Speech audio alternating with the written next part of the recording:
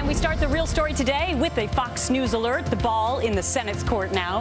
Just now back in session, trying to hash out a deal to stop our government from actually shutting down tonight. Everything from federal loans to military pay just hours away from being in jeopardy.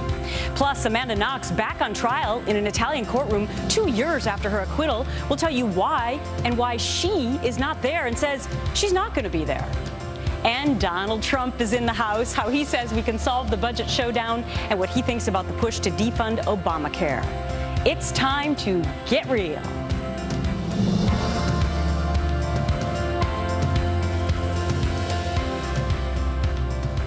And hi, everyone. I'm Gretchen Carlson. So what is the real story? Well, it's my goal with every interview, politics, legal, financial, to hold everyone's feet to the fire because you deserve the real story. I've never been afraid to share my faith, so we will discuss belief in America. What I love about the title, The Real Story with Gretchen Carlson, is the word real. I'm from the Midwest. My parents were great role models who taught me core values and humility. I may live in New York now, but I'm still a Midwestern girl at heart, and I want the show to reach out to all viewers coast to coast. Genuine, authentic, and real. I hope you'll see all those qualities every day. And most importantly, this is your show, too. We're going to read your emails, show your tweets and Instagram photos, and share your stories. So please interact with us. And speaking of interacting, look who's in the house, Trump. Hi, Donald. He'll be on just moments away. So let's get down to business. All eyes right now on the Senate. Lawmakers there getting ready to reject the spending bill that the House passed over the weekend. That bill does fund the government until December, but it delays key parts of Obamacare for a year, and it repeals a tax on medical devices that help pay for health insurance subsidies. Of course, the White House already delayed some provisions of the president's signature piece of domestic legislation, like the employer mandate. But the democratically controlled Senate digging in its heels now, vowing to strip out the Obamacare delay amendments from the House funding measure. We are not going to pass it. We're not going to pass it because it is wrong to do a shutdown of government as the lever to make change. So now that leaves us 10 hours away from a partial government shutdown. That could force about 800,000 federal workers off the job without pay.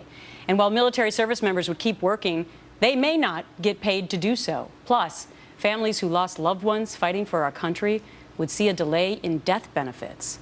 But it's not only the military that stands to feel the impact. Homebuyers, too, since government-backed loans could go on standby. Joining me now, Steve Hayes, senior writer for the Weekly Standard and a Fox News contributor. Good to see you, Steve. Hey, Gretchen. Thanks for having me. As a fellow Midwesterner, honored to be the first guest on your show. Oh, well, thank you so much. So we're in a pickle and a mess in this country right now. How do you see it playing out for the rest of the day until midnight? Well, boy, anybody's guess is as good as mine at this point.